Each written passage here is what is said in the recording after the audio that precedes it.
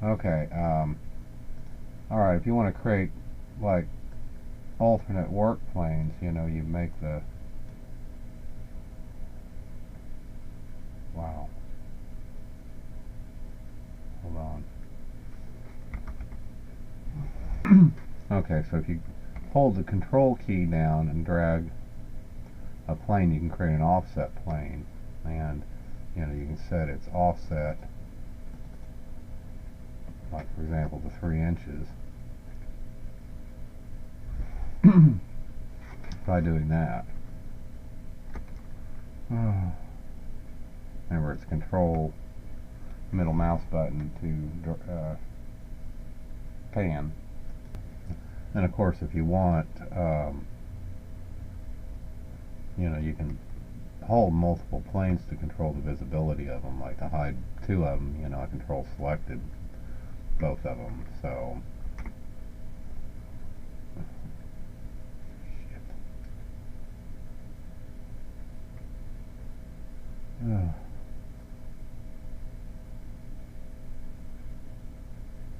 boy, that's weird.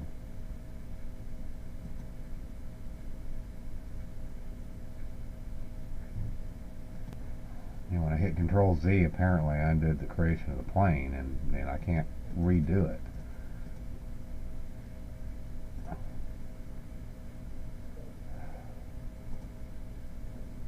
So Control Shift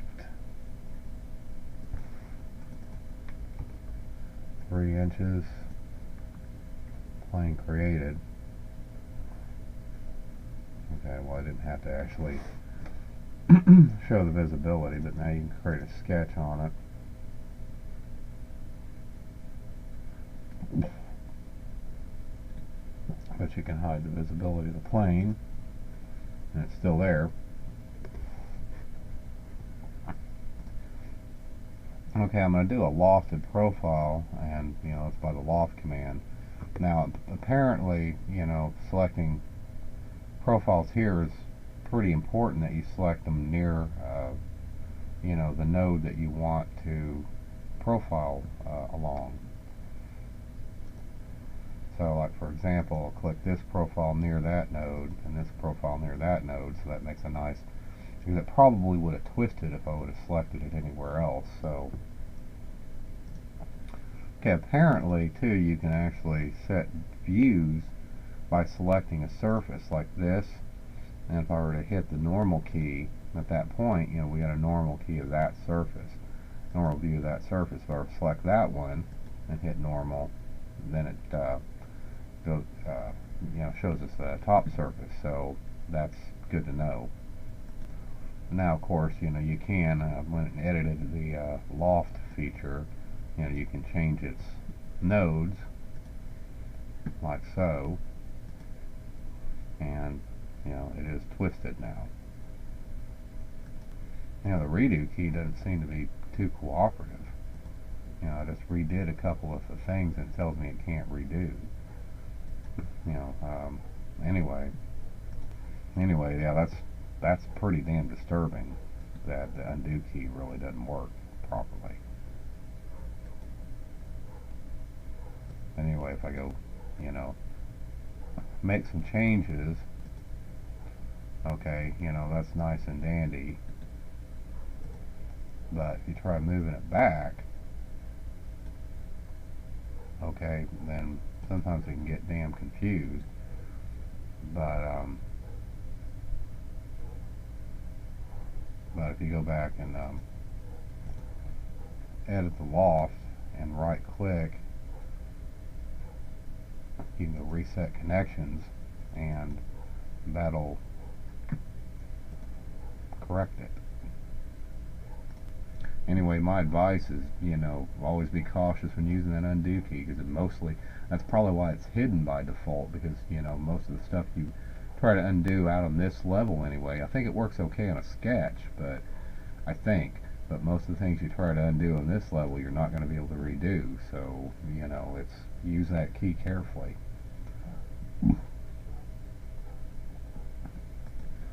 Okay, anyway, but if I, you you know, let's say I take this connection point and put it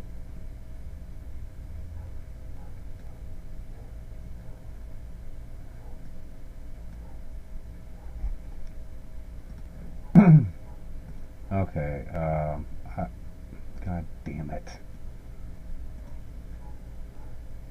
I don't know what's going on here, but for some reason I couldn't position it anything other than to nodes before, but now I can do it.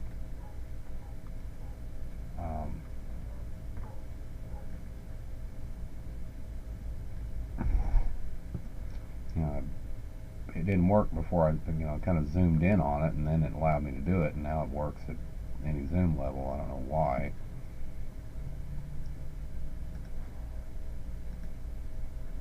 So, you know, but basically that, you know, allowed me to, you know, the rest of it's still the same. I don't know how it worked.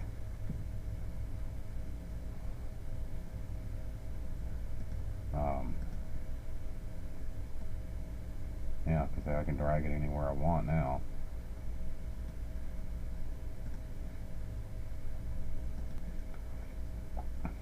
So if I go edit, God damn it!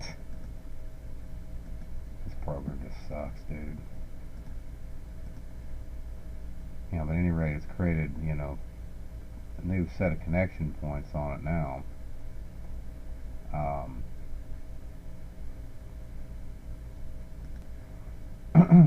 If you want to go right click in the graphics port, you can say show all connectors, and it'll show you every single one of them. You know, if you try to, you know, change the new connection point to go crisscross, you know, it automatically changes, you know, this original one. And if you try to set it to the same position as another connector, it'll just delete, you know, the other connector. You know, later you should look around in your settings and see if there's anything you can do about the undo levels. So maybe there's something in here that can change that. I don't know. Okay, now we're going to create a plane using 3 points. That's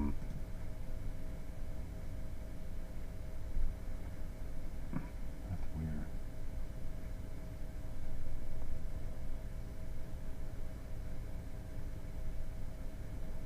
So I'm going to select this point, and this point.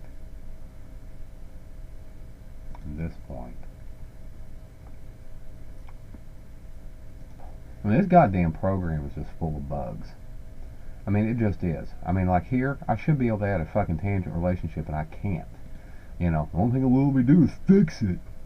You know, I don't want a fixed fucking relationship. I mean, I should be able to add a tangent relationship. This is an arc. It should have had one by default, but for some reason it didn't. So, you know, there is something really, really wrong with this fucking program. I mean, it's just fucking bullshit that I cannot add a tangent relationship to it. Oh, well, here it is. You got to select the lines.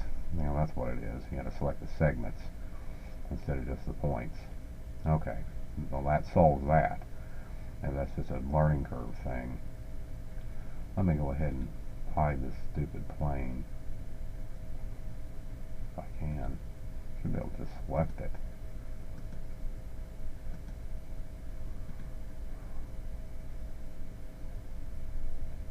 Huh.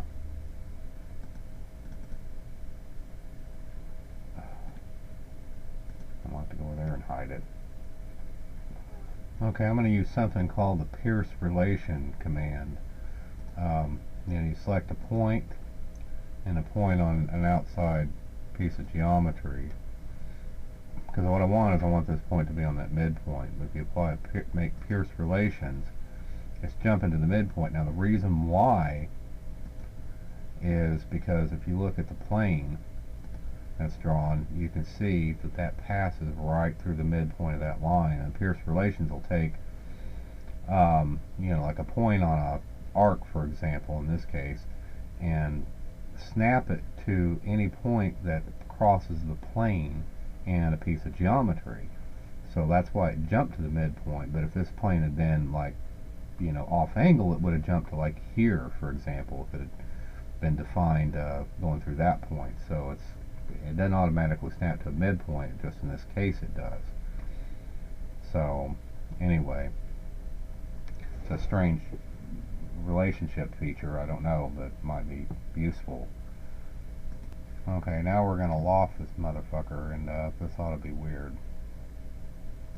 Okay, we'll, you know, the loft, and we'll start by selecting a profile near this curve, or near this point, and then one near this point. That gives us the same thing as we had before. Okay, now let's go start choosing guide curves. Okay, that's the first guide curve. Okay, now, you know, the profiles is, you know, to next guide.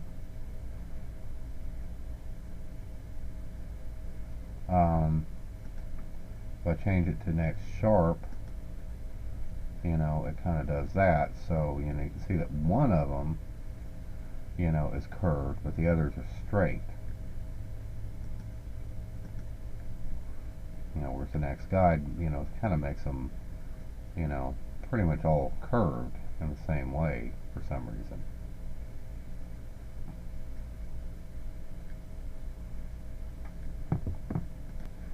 Okay, now let's, you know, we're still in selection mode, so let's select this guide curve here. And you can see that, you know, these connector lines that are closer to that guide curve are more influenced than the ones that are further away. You know, but they all are somewhat influenced, as you can see. You know, because here's our one guide curve, but, you know, you can see that this one, you know, has influence on it,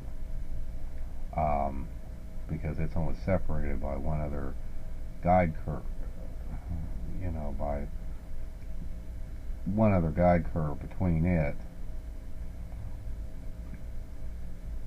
or two other guide curves actually.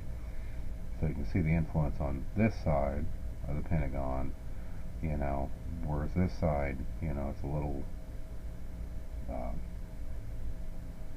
more pronounced, you know, because the two right next to it are actually quite pronounced, the same, you know, deflection, you know, altered the same way. This one a little less so, but you can see the influence of this one and this one, so it's a combination of the two influences. And by the way, you can highlight, you know, the various curves by hitting them over here. So, you know, I wish I would have known that. But, you know, you can see, you know, the ones that are closer are further away from the guide point we just chose, you know, which is right there, you know, are kind of influenced in a different way than the ones that are closer to the various guide curves. Okay, I've cleared the selection set from our previous curves, and I selected this one that goes to the middle here. And this is interesting because if you know, click, you know, I got it set to next sharp right now as opposed to global, okay? You know, global, you know, will be the same as the next guide. But if you set it to next sharp and then you select it again, you can see it change slightly. So it interprets it in a clockwise direction like the first time you click it, then a counterclockwise direction the next time. I don't know why that's significant, but just something to be aware of. Next edge seems to work the same way, and these are usually interchangeable on, you know, even when I had two of them, two of the curves selected, you know, going between these two produce the same results, and going between these two, you know, produce the same results. Stable than using guide curves that, you know, the bottom line is that the reason you got this discrepancy, though, between this, you know, is because, you know, he's saying you should try to use guide curves that are on the corners, because it doesn't do that. So he's just demonstrating a, you know, little hiccup in it. But like I said, it is stable if you just set it to this, you know. Like I said, it solves it the same way every time. But it's just, you know, if it's not on a corner, it can become unstable on these other options here. So, you know, these other options might be handy, and sometimes it's kind of nice, you know, if you wanted to produce a you know, lofted corner on just, you know, in just one area, not the other. But I can see why you might want to produce it between the guide curves, because, you know, it's still straight here and straight here, and it's just concave, you know, on this one face here. You know, whereas if you know, set your guide curves over here, you know, it's going to change, you know, more faces than that. In fact, let me go ahead and, you know, reset these and choose this one instead, and you can kind of see what I'm saying, because this is affecting two faces, whereas this one just affected a single face. But I mean, I can see the appeal of having this, but just got to be aware it's unstable, so that could create, you know, issues. Okay, now I'm going to go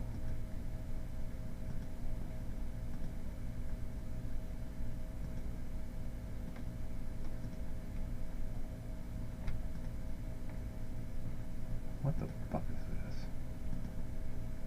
this?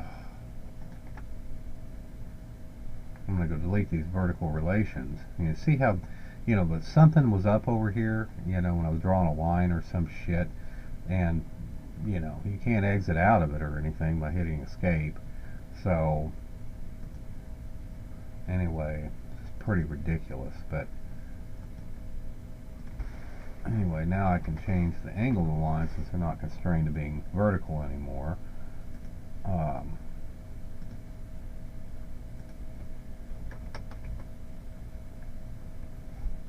Anyway, the modifications I just made, and you can see how that changes the, you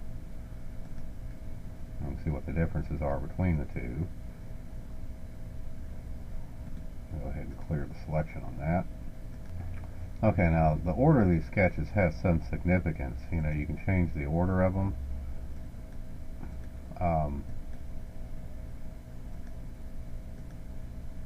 Like that. But it doesn't really matter right now, and the reason is we don't have any constraints selected.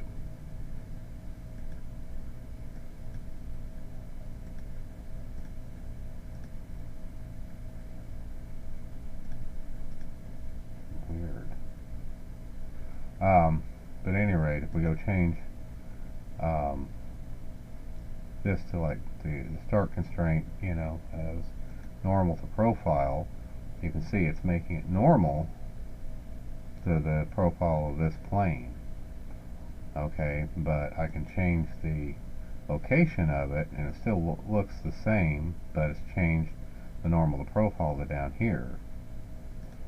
So, you know, I could go set that back to none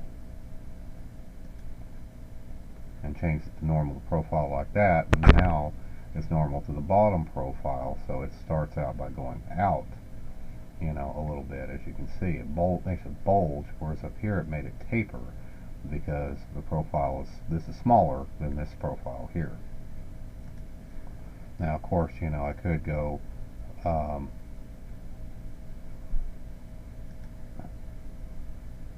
you know, apply both constraints so you get both influences here, and you can change, you know, like this is our start constraint, you know, which is constrained to sketch 2, which is still highlighted here.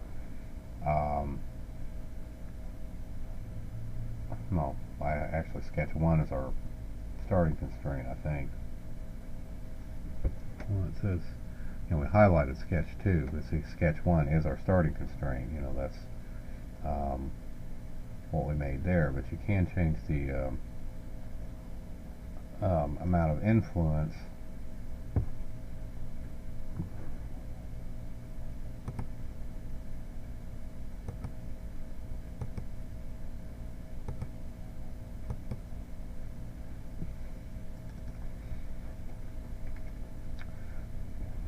by putting numbers in it like that.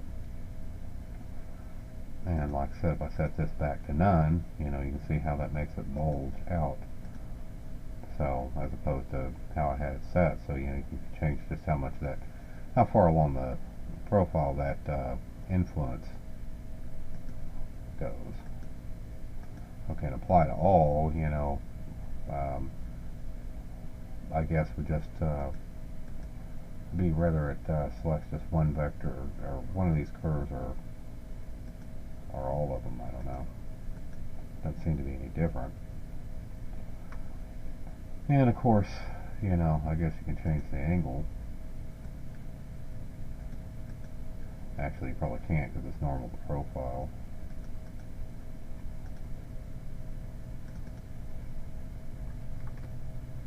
I guess you can. Just the spinners don't do anything. So that makes it bulge out.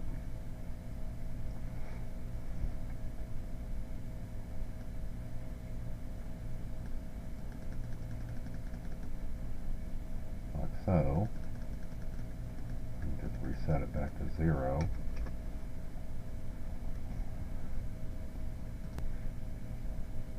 And of course, you know, you set this, you know, to 0, which means it has 0 influence, but you can also set it to fractional numbers, so it mitigates the influence. I don't know what these values are in, but anyway, if you set it to 4, and set this back to none, it'll actually, you know, extend beyond the top of the profile, so it makes it, you know, it's kind of interesting how that works. But I don't know what 4 and 3, well, 3 probably means 3 inches, because remember, you know, when we first drew this thing, we set it on a 3-inch plane. You know, the plane here was displaced by 3 inches, so, you know, that's probably what this means. It means inches, so. Now, interestingly enough, if you select this arrow, it'll make it constrained that way, so, you know, the displacement will go the opposite direction, so even setting it to 1 does that, so it's that way versus that way. 3 is, you know, that way versus that way, so that's interesting. And apparently you could reverse the angle too if you set it to 20 degrees, for example. You know, I could make it apply that way, which would probably be failed geometry, I'd imagine. Yeah, that would be kind of fucked up. I don't know about that one.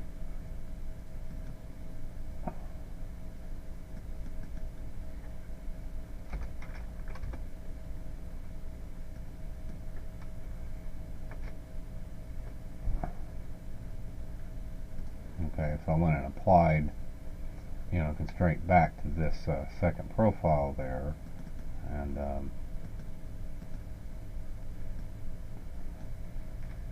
apply it to 2, 3, and then 4, and you can see, you know, producing that, okay? But I can also increase the influence of this one, so it kind of backs it off. And so these two are in conflict with each other.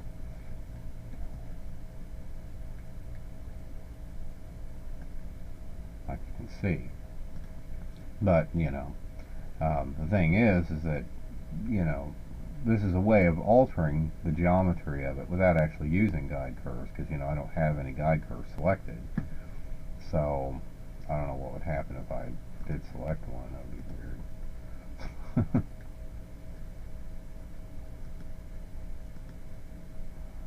So,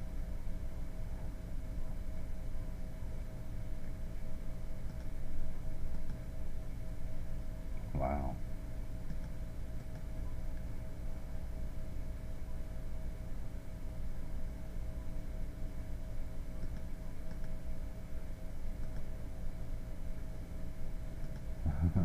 This is a case where you probably ought to hit reset.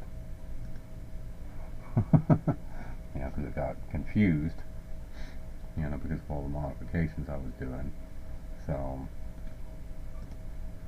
clear the selection. Now, of course, you know, on, you know, these normal settings, you got these arrows and you can drag them. But, you know, they don't really have any kind of metered guide, like you might expect. So it's, you know, you can really easily overdo it.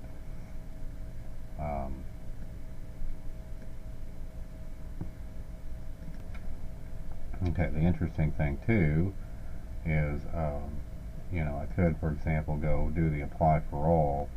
Okay, and what that does is, you know, when I unselect that, it means it's not applying the settings to all. So,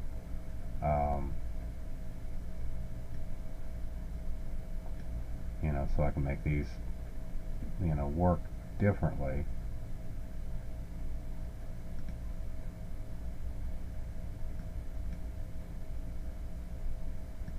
Depending on which one of these I select. For some reason I can't select this one. And you got to be able to see its arrow. But and then, you know, after I make adjustments in these, you know, if whatever arrow is selected, you know, is highlighted, and then when I hit apply to all, it'll apply that same setting to all of them. So that's what that did. Okay, now in the direction vector command, you know, let's say we apply that, you know, it all turns blank because it's wanting me to select a direction, you know, a curve to set the vector. So if I do that, you know, that basically selects that direction. And it won't let me select a curve, you know, for obvious reasons. And I could, you know, select that as a direction vector, so it means the, you know, the angle is coming off matching in parallel with that, you know, to start with, and I could lower the influence of that.